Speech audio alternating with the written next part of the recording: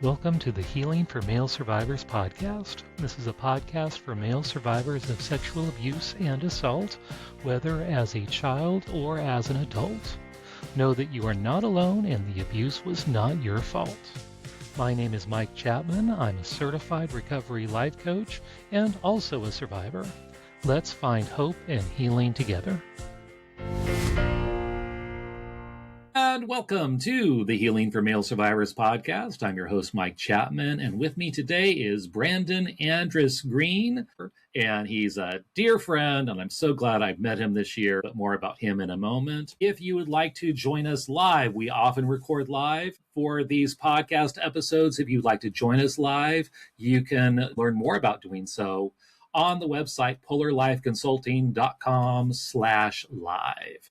And let me tell you about Brandon. Brandon is a survivor, advocate, and faith-driven leader whose life was shaped by contrast, a polished public world and a hidden one beneath it. Raised in a loving Christian community, Brandon simultaneously carried the weight of childhood trauma, mental health struggles, addiction, and an early drive toward entrepreneurship that drew him into the black market underworld. Long before sex trafficking was widely understood, he was surviving it, living two lives at once until the cost became unsustainable. Today, as a father and husband, Brandon speaks openly about male trafficking, survival, psychology, and the hidden paths that lead victims into exploitation.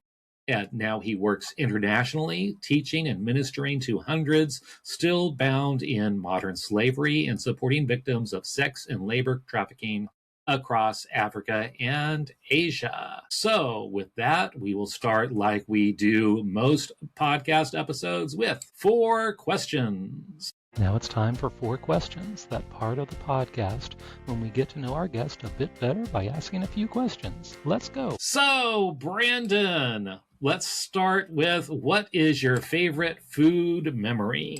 First of all, I want to say thank you for having me. I'm so honored to be here. I love you so much. Absolutely. I would say my favorite food memory would actually come from the house I'm in right now. I moved back into my childhood home. Nice.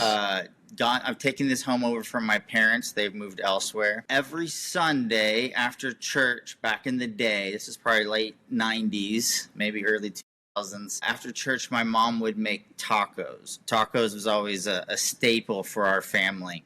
And we would invite usually the youth group and families from the church. And my mom and dad would make tacos, and there'd be long lines of friends here enjoying them with us. And that was always a very memorable experience. And I still love tacos dearly.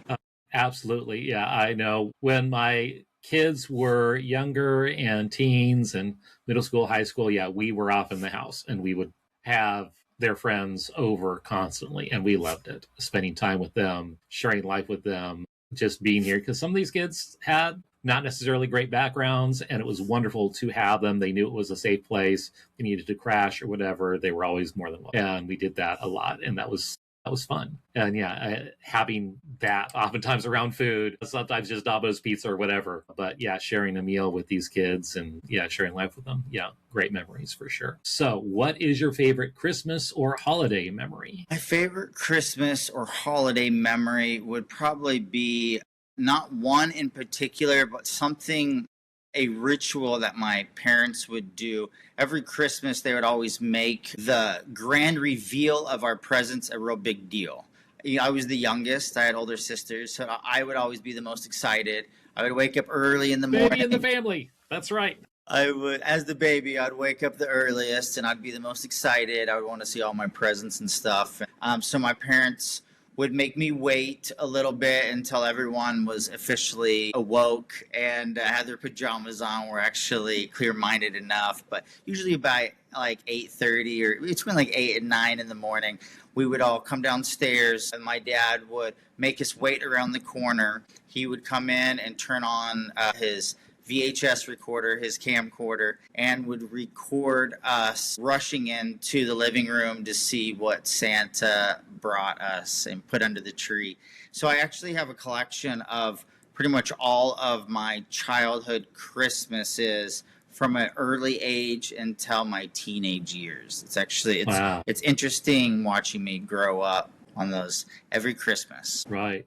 Yeah, I know. I think starting with your generation, everything got recorded more so. We Totally. were all stills, maybe a Polaroid.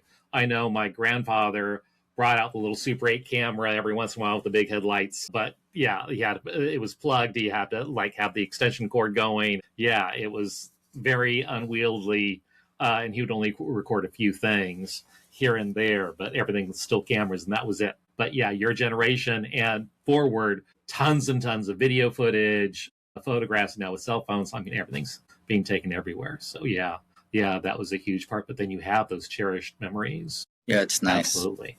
Yeah. My dad's not in very many of them because he was always behind the camera. Right, the person behind exactly. Yep. I would take most of the pictures. And we have a few videotapes, but yeah, the guy behind the camera, never in front. Yeah. So yeah. At least now we have drones that can do that for us. Right, exactly, or the little selfie sticks and whatnot, and yeah. So, what is your favorite church or house of worship memory? I was thinking I have several important memories growing up. I grew up in a loving Christian home, and we would always go to church. But I think the most important or special church memory would be when I met the Lord. I actually had gotten kicked out of school. I had a rough school year, got myself into trouble, and they politely invited me not to come back at the end of the year. And I was very grounded. I was in a lot of trouble at home. And I had a youth pastor come and invite me to church camp. And I was very interested in going just because it would be something to do other than being grounded in my room. And the first night at church camp, I was not into it. I was more into all the girls and socializing and stuff. But something happened during the actual sermon where it was like orientation night at some, like, I don't know, Methodist church in, I think, Missouri, and I'm here in Oklahoma. But the next thing I know, I don't even remember responding to an altar call. I just remember making fun of the pastor in the back pew, just being hyper and talking with friends when I should be listening. And the next thing I know, I was standing in front of the altar. There was a line of kids that responded to an altar call. And this elderly pastor came and just said a very simple little prayer over me. I just barely gingerly touched my forehead, and I was slain in the spirit. I remember just falling on the ground and waking up just convulsing in joy. Like, it was very impactful. Wow. It felt like there is a deep cleansing going on. Post this scenario, it felt like it was the first time I could feel like my blood flow. And I actually saved that as my birth date. I mean, I have my normal birthday, but August 3rd of 1997 is when that day happened. And it was a pivotal point in my life. Right. How old were you at that point? I was 12. Wow. Yeah. Wow. Yeah. Excellent. Yeah. I know that's part of a lot of Pentecostal charismatic traditions. And yeah. Yeah. I was definitely raised. Definitely. I was raised charismatic. Right. Yeah.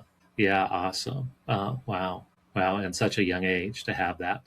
So, what is your favorite scripture or any inspirational quote that has helped you on your spiritual journey? And what about it speaks to you? I actually have been debating between a couple of them, but something I like to use as a life verse would be Genesis 50:20. My paraphrase version of that would be, what was meant for evil, God used for good. And I feel like that is a quick summary of my life. You know, there are many things that would have been considered evil or was even meant for evil, but God has turned for good. Right. Another was, I have a book that was given to me at a male survivors retreat. I actually was blessed to go on a cruise with a group of male survivors, including me. Mike Chapman, yeah. And during one of our sessions, the leaders read us a book called The Boy, the Mole, the Fox, and the Horse by Charlie Mackey. And yes, yes, There's my. that's right. And actually, inside here, there's a precious little note written by Mike right up here. I don't even remember what I wrote. So, yes, this will be interesting. Let me read it to you. It says, Dearest Brandon, stay curious. Ask the big questions. Seek truth. You are worthy. And one of the things that I liked in this book was just a simple quote from Charlie Mackey. Says, one of the greatest freedoms is how we react to things. And I know that I've been through enough trauma to level a person. But the greatest freedom in life is how we decide to react to things. And I feel like that just because things were meant for evil doesn't mean God can't use them for good. Right, exactly. Love, someone has said, God never wastes a pain. Amen. That he doesn't cause bad things to happen. And like some people will say, well, God meant that to happen because it's like, no, God does not mean for children to be abused, does not mean for horrible, traumatic things to happen to people. It's a broken, sinful world. Those things do happen, but he will not waste a pain. So he will take that horrible thing and use that for his glory to help you, to help others. So then you're in a position to help others dealing with pain as well. Just like I'm doing, just like you're doing. Yeah, he can use it. Absolutely. And he does. He does. He does use it. Yeah, absolutely. Wonderful. Well, yes. And it was such a pleasure to get to know you. The retreat was with the SOAP Project, SOAP, and links will be in the show notes if you want to learn more about that organization. And that book we just flashed, I'll put links to that in there.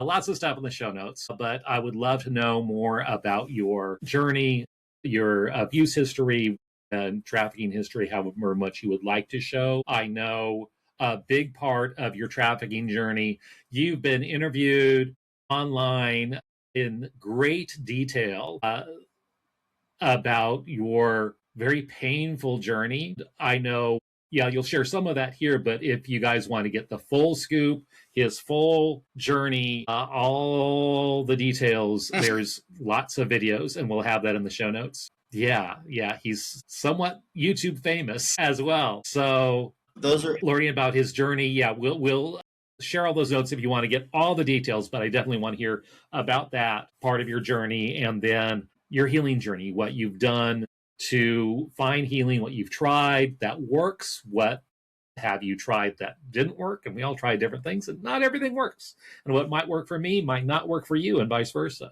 And then what you're doing now, I mean, you've got a whole list of stuff that you're doing besides just being a wonderful husband and father, but you're very active in the anti-trafficking community as well. So we'd love to hear more about Brandon. Regarding the comment about the YouTube videos about my story, they are primarily based around just one story in my life. It is an impactful story, and it blows people's minds. A lot of people that are maybe vanilla or just aren't used to the gritty realities of the world don't realize things like that happen. It is also equally difficult for people to realize that that's just one story. And even out of because I was kidnapped and tortured, ultimately sex trafficked by a psychedelic cult. What was so impactful about it, what brings so much attention to it, is that the individuals involved were credited with creating 90 to 95% of the world's LSD. So when they were incarcerated, majority of the world's supply of LSD dissipated. And so because of the involvement of who the characters were that were responsible for my kidnapping and torture, it's brought a lot of attention to that story itself. But majority of the YouTube videos are about the 7 days of captivity, my sadistic torture that I went through. I was used as like a human guinea pig for different types of chemical research, and just a lot of sadistic torture, a lot of sexual trauma. But a lot of that stuff has been documented, at least that week itself. The crazy thing is is I was going through crazy scenarios with these individuals even before that week. A lot of the stories have just never even been covered. But I have learned from working with victims of trafficking and victims of childhood trauma that there's often trauma that predates the original popularized story. For me, I had trauma that predated the trauma. For many of us, it starts at a young age. I have a heart for victims of childhood sexual abuse, particularly male victims of trafficking, because I can relate. I also, absolutely. I also know that us males perpetuate the cycle, and we also get bad raps. Often the buyers are predominantly males. Also, I don't think that victims of trafficking are often identified as males. I personally feel like that the number of male traffic survivors is extremely high. That the majority of the males just don't self-identify. Exactly. And a lot of the research is showing just that, the modern research realizing that, that it's much bigger, and that the buyers, a lot of them are female, not male. And then a lot of, for all those people who abuse or traffic, not all of them were abused or trafficked themselves, but then out of all the victims who were abused or trafficked, very, very, very, very small percentage go on to perpetrate to others. So, but the myth is, especially males, oh, well, how about you? You must be carrying it on. Not always true. There is that small percentage that will do that. Because we have a heart for those victims, we realize how detrimental it actually is. Absolutely, yes. For me, my trauma started when I was young, and it wasn't even at the hand of adults. It eventually led to that. But for me, it started with just being babysat by a neighbor. And one of my best friends at the time, I was real young, was a female. And she started introducing me to sexual play as a little kid. And it just pretty much deflowered me. It introduced me to that world as a little boy. It started... And how old were you? I was real young. Yeah, like 5, 6? Yeah, younger than that. Wow. Yeah. So it starts producing in you adult feelings, things that should be reserved for your mate, for marriage. And as a little boy, you don't know how to deal with those feelings. Right. The child mind is not ready to process sexuality. That's why, say for adulthood, young adulthood, adolescence at least, but the mind just can't process it. So having a child sexualize that early is just skews everything. And moving forward, all those things will then filter any kind of relationships moving forward. Yeah.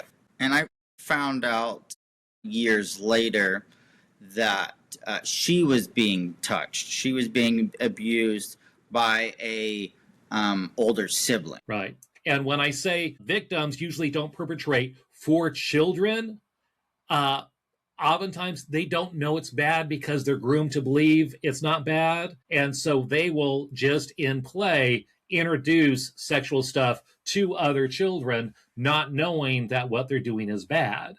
And so if a child perpetrates another child, unless there's a huge age gap still, it's really the original adult perpetrator's fault for introducing that to that child who doesn't know any better necessarily, and then introduces the same sex play to other children. Yeah. And for me, being raised in a cookie cutter Christian community, had the impressions that what was going on was shameful and wrong, but I also didn't feel like it was something that could be talked about. And then because of that, I'm not learning coping mechanisms. I have these compulsive needs, these overwhelming feelings and thoughts and ways of coping, but I didn't actually know how to process through them healthy. in a healthy manner. So I would then perpetuate the cycle. I would then find other people, other little kids that could play with me in that manner, and or I eventually got into self-medicating.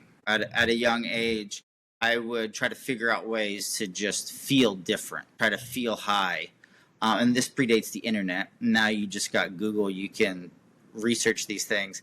But back in the 90s, as a little kid, that we just didn't have those resources. I remember doing little things like trying to snort sugar or make myself pass out or like do little things just to feel different.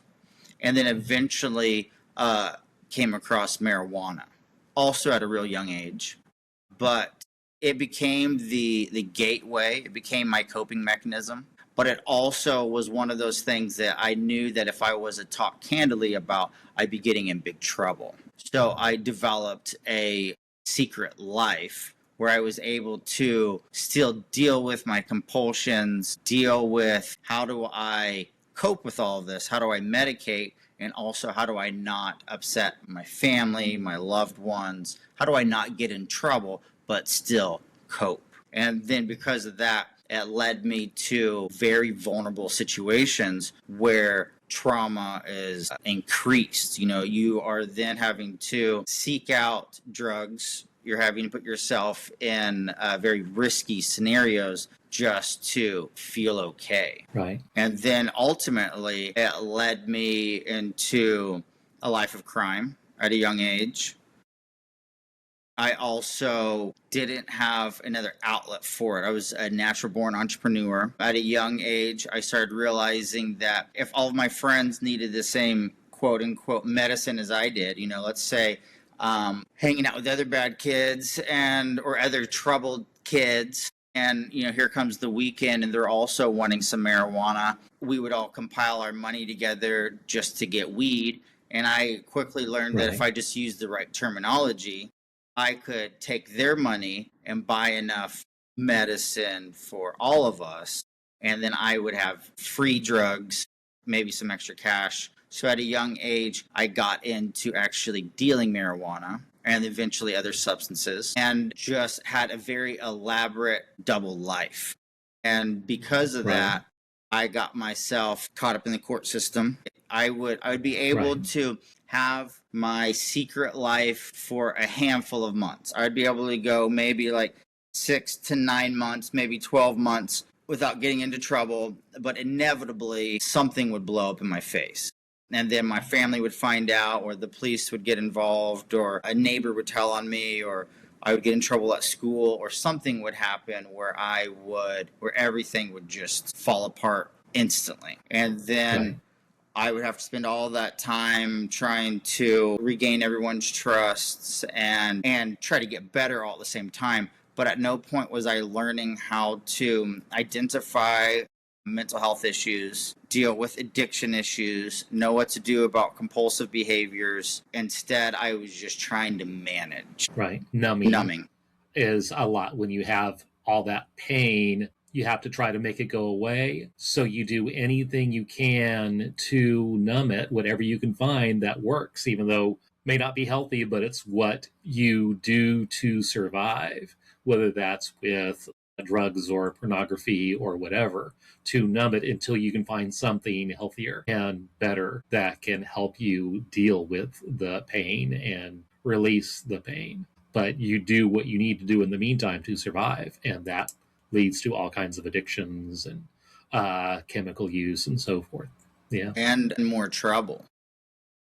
At a certain point, I was in the court systems, and I had the head juvenile judge for the state of Oklahoma take me under his wing. He said he was impressed with me, felt like I did a good job fulfilling the requirements set forth by the court, so on and so forth. But eventually, he befriended me, befriended my parents, got everyone comfortable with the scenario, and then himself started grooming me sexually and inappropriately. Wow. This is the judge. The head juvenile judge for the state of Oklahoma. Juvenile. Yeah, and for many years, I didn't ever feel comfortable speaking about it. and still super awkward. At this point, he's deceased. I also bring it up because I want to help other victims. I want to help others, particularly male, before they. I want to break these cycles. I could see in his eyes that he was still a broken little kid himself. He himself was leading a double life. He himself was active in his church community, was a Boy Scout leader for many, many years in the choir, and rose through the ranks that he was the head juvenile judge, but yet had his own compulsions, his own impulses, his own brokenness that hadn't been dealt with. So often just on Facebook last night, I saw another local pastor who's been incarcerated for, touching an underage kid, and I want to bring awareness to these situations so the situation can start getting better for everyone. I have children myself, and I want, after surviving all these situations, you find yourself very suspicious. Often you have a hard time trusting those in leadership roles, but it's not like I've established, it's not always adults. Sometimes for me, it started off with just a classmate, a neighbor, a best friend that was my own age. It wasn't like it was her parents. And then it runs the gamut. It can be anyone from a fellow friend, someone your age, to an adult, to a leader, to a pillar in the community. But either way, these issues have to be addressed so healing can actually start taking place. Right. Absolutely. Absolutely. So, and it sounds like you did not have an issue with repressed memory. You remembered all these things this whole time. Yeah, I get nervous when I meet other survivors that are like in their 50s and they start having all these memories flood them, and I'm like, oh Jesus, please tell me that's not going to happen with me. I'm 41 now. Even more, yeah. Maybe 9 years from now, I'll start having all these crazy memories come back. But I mean, I've forgotten stuff just from years of substance abuse and getting older. But I never actually had periods that were unaccounted for. I never had scenarios where a segment of time would go by and then all of a sudden I would come to and would not be able to account for all the actions that had taken previously. For me, I was hyper aware. It was the opposite. So how old were you with this judge? Sounds like teenager-ish. I was teenager-ish. It started, I think I ended up in his courtroom probably late 14s, early 15s. I had received a full-ride scholarship from the German government to move to East Berlin as a junior diplomat. And at the same time, I had just gotten kicked out of school for a drug bust. And so it was up. So, yeah, you're talking about double life. So, yeah, you got this double life going on. Yeah. And it was up to this particular judge if I was going to be allowed out of the country or not. And he requested that I go. I have a great year abroad. And when I come back into town, I look him up. And I remember before I flew out, I was in Washington, D.C., and I got on a payphone. My mom reminded me, hey, Brandon, don't forget to call the judge and tell him thank you for allowing this to happen. And I was extremely grateful. It was the best year of my life. And I also was excited to have a friend that was a judge. I mean, what a great scenario. Especially at that point, I was still actively involved in the black market, It seemed like a good ally to have. I spent my year abroad. When I came back, I was 16 and looked him up. He befriended me after that. It actually started sizzling out before I was kidnapped and trafficked. When I started sizzling out my senior year of high school with him, and then later in that. So meaning you, after you got back from Germany, he was still being sexual with you after that time. Yeah, that's actually when it started. The actual sexual grooming started when I came back from Germany. So I was probably 16 at the time. Prior to that, he was just befriending me. But then when I got back into town, I contacted him. He took me out to lunch, and that's when the grooming started. He started revealing to me kind of how the shadow government works, just the fact that there's the cover story, and then behind the scenes, there's the realities. And I had known that just from being a drug dealer. I would often sell drugs to people that weren't supposed to be approving of drugs. And so I always knew there was a public life and a private reality, but he had just confirmed that for me, and then started grooming me, gave me a room at his high-rise apartment, and things continued. I think when I was probably about 17 and a half, my senior year of high school, I started distancing myself from him. And then shortly thereafter, I met a young girl. She was older than me, but we were both young, who ended up becoming my trafficker. And so there was probably, the dates probably overlap a little bit. But like I was saying earlier, I've learned that often trauma will predate trauma. Right. Yeah. Often victims, it's like once you're victimized once, it's like there's a neon sign over your head, victim, victim, victim, that the lions can say, okay, who's the weak one in the herd? Oh, there you go. And if you're always the weak one in the herd, they're going to come after you. And yeah, it's like they can smell the victimhood on you. And so it is extremely common for victims to be re-victimized multiple times. Yeah. Yeah. So that's common. That's part of my story as well. Yeah, absolutely. For me, I was hypersexual, and I'm sure it was sensed by others, like you were saying. Right. Right. And I know victims, especially male victims, it's usually one of two directions. They'll either be asexual or hypersexual to like prove their masculinity or whatever it is, and act out that pain in that way, or say, no, I don't want anything. And I was in this category, very asexual, didn't want to do anything. If I was dating someone and she wanted to go further, it's like I'd be the one putting on the brakes. It's like, no, we're not going that far. So yeah, absolutely. For me, it was a coping mechanism. The not only sex itself, but just that intimate connection was a dopamine hit, and it seemed like a worthwhile distraction. For me, it was just like another drug. Right. So you're now right at adulthood, around 17, 18 now. So what happens in that? You started seeing this gal who then led you into this whole nightmare scenario. What led up to that, and how did things go from there? I was operating fully in the black market. At this point, I was trafficking drugs into the U.S., and I was young, but that played to my favor. I had, at an early age, had a propensity for entrepreneurship and didn't really struggle with fear very much. I was just young and dumb.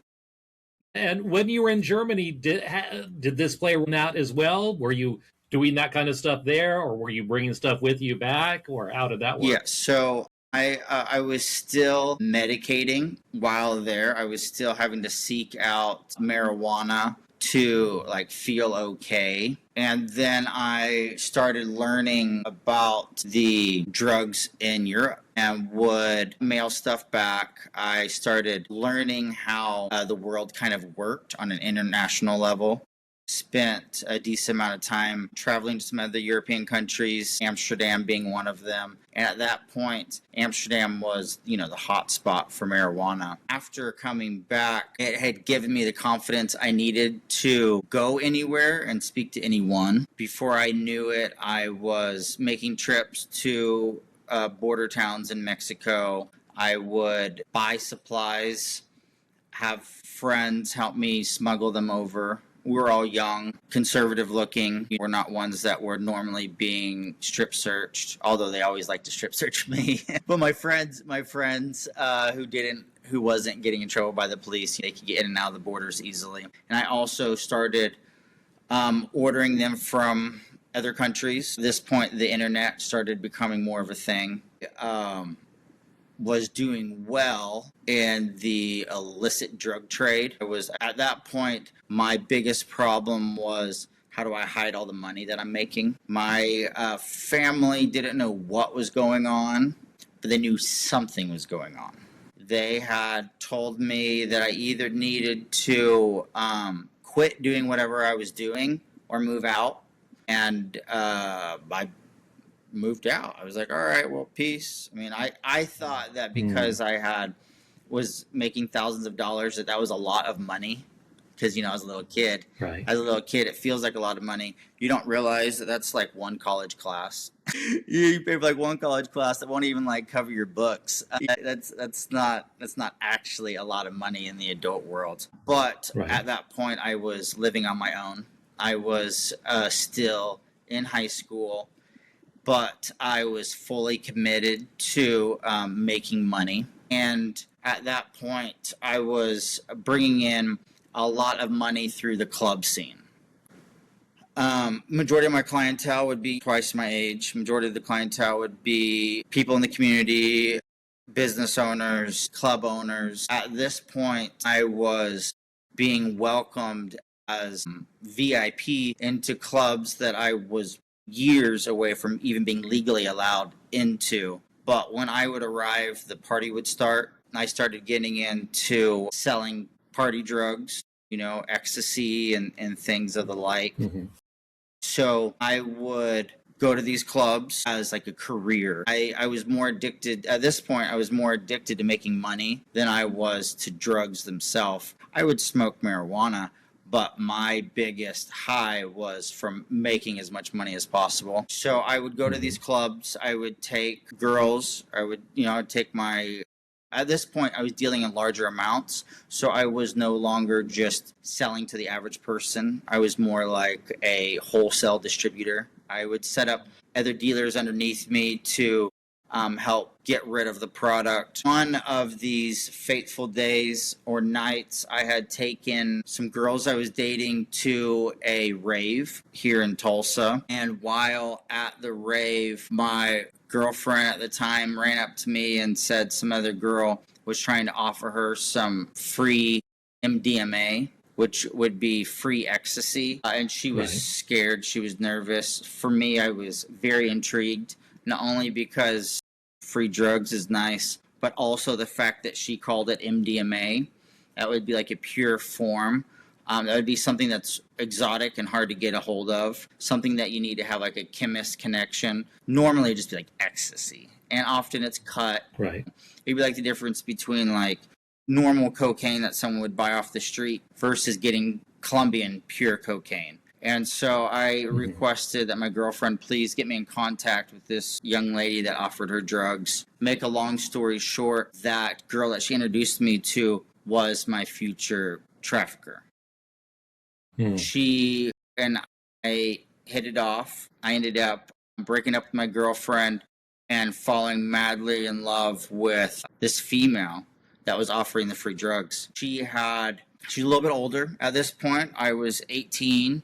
She was 21. And I felt like we were kindred spirits. I felt like she was a soulmate in the sense that she also knew childhood trauma, but she was quite the entrepreneur. She knew how the black market worked, but she also knew how legitimate business ran. And she was smart. She was driven, seemingly my type. And so I just fell head over heels for her and slowly became embroiled in her own personal dramas. She had her own trauma and her own host of baggage. She was dealing with her connect, which was a dear friend of hers that was actively working as a chemist and was supplying drugs to a global market and was actively involved in the shadow government and was doing things that were just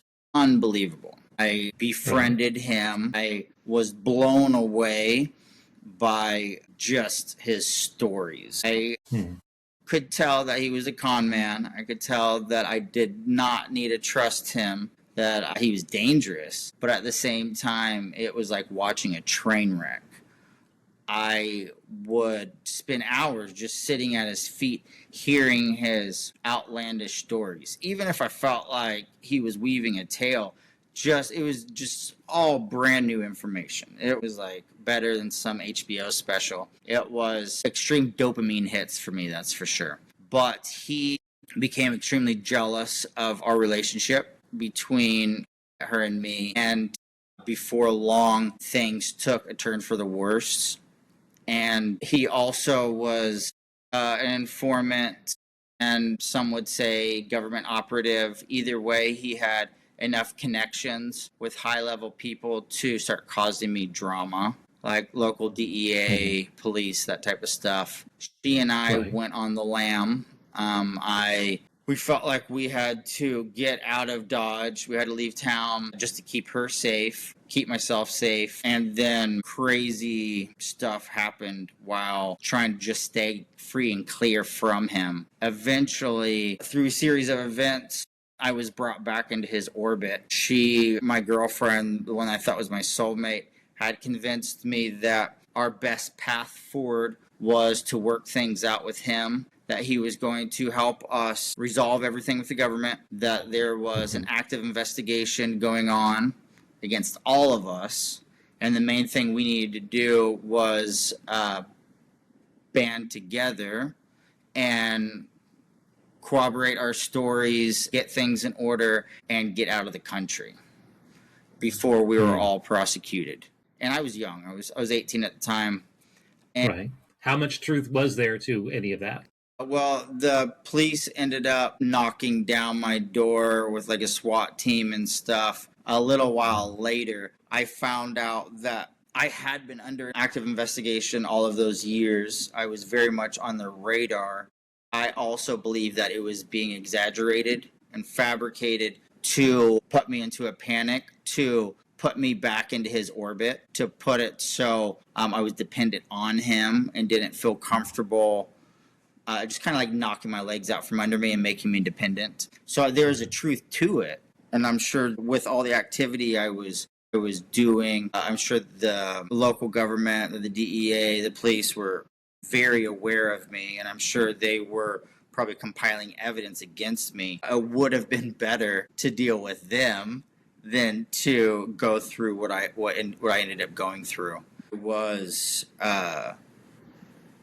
eventually on July 4th, 2003, I was lured into the DoubleTree Hotel in downtown Tulsa under the auspice of we were going to sneak me out through a ship into Jamaica, where we would make a new life for ourselves. They had helped me fabricate a cover story to explain to my friends and family where I was going, and that was not true. I was then drugged and sadistically tortured, and by, watching these other YouTube videos, you can hear hours and hours of talk about all of the jacked up stuff I went through. I believe wholeheartedly that I was not, I know that they did not mean for me to live through it. They ended up discarding my body in a field,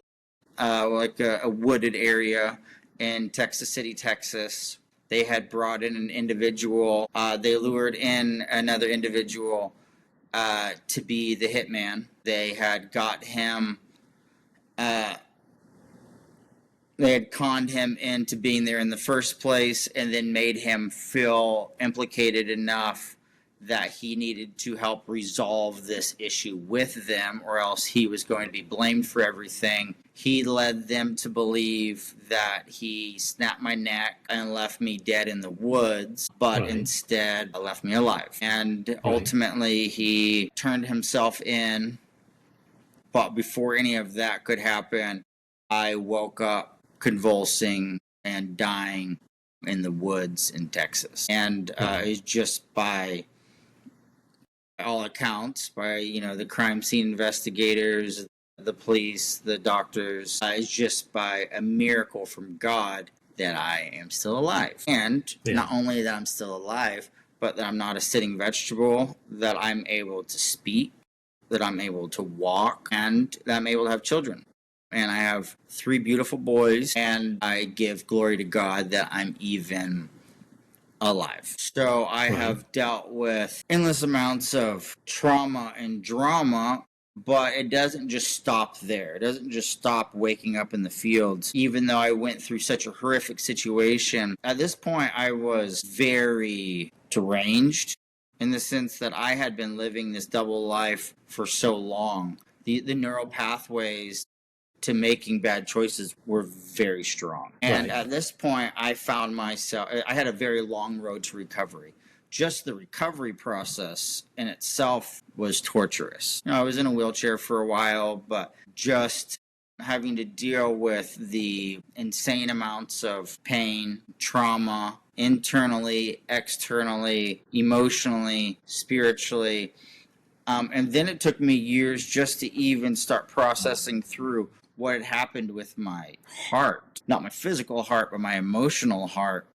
Because I was madly in love with her. It wasn't until the case started, until the government started actually prosecuting my traffickers, that I found out, I started actually piecing together the details. It had happened so quickly, and I was so committed to her that it was hard for me to even believe that she would do anything bad to me. I mean, it was obvious looking back, but hindsight's 2020. It was So she was basically playing you the whole time? I don't believe she's playing me the whole time. I believe at a certain point when we were on the lam, she had the realization that at this point I had no cell phone, I had no product to sell, and I'm sure I started showing my age. I felt like I was big for my britches when I was a teenager and had endless amounts of money and drugs.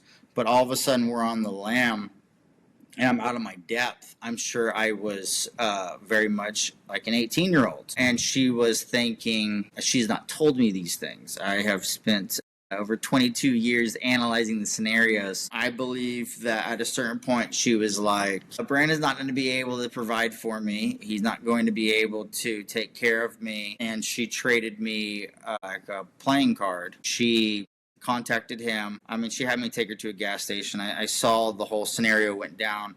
I wasn't hearing the actual details of what was said in the conversation, but at this point, it's abundantly obvious that at a certain point, she decided, regardless of how she felt about me, she needed to be a little more pragmatic. I don't feel like that she was playing me the entire time. I feel like she had real feelings for me. But at a certain point, she said, screw the feelings. I need some finances. I need some actual help here. I need to make sure that I'm not going to jail. And she probably just got tired of being on the lam. She probably got tired of being broke and not knowing what to do. She probably wanted him to resolve the matter for her. And the head detective for the state of Oklahoma told me that in his investigation, he determined that this was not the first time for them, that they had gone through these scenarios before with other play toys, me being the play toy. The previous times, the boy died, and that I just lived. I think that at this point, we have different terminology now than we did back in 2003. I believe that they were in a polyamorous relationship, and knowing that that wasn't socially acceptable, they kept it a secret. I believe that he was probably into boys, and that he knew that because of their age and size difference, that she needed someone she could be attracted to, and I was her type, and that he was great with her dating me. He was great with the whole ruse, but at a certain point when he started noticing that she actually started having feelings for me and started actually preferring me and was actually getting attached to me and wanted to actually get away from him, that he was like, oh, we don't play that. He was thinking he has to take control of the situation again. And that concludes part 1 of my interview with Brandon Andrus Green. And be with us next week as we continue with part 2. And we'll see you next time on the Healing for Male Survivors podcast. If you would like to learn more about my coaching with Polar Live Consulting, where I provide one-on-one coaching and group coaching, both with a focus on healing for male survivors, reach out to me at polarliveconsulting.com. That is Polar spelled Polar. I would love to hear from you. I want to hear your story. If you would like your story featured on this podcast, contact me via my website. If you like this podcast, please rate and review because that's how other people can find me, and I really want to spread this message of healing and hope to others. And remember, you are not alone. Healing is possible, and the abuse was not your fault. Let me repeat that. The abuse was not your fault. See you next time on the Healing for Male Survivors podcast.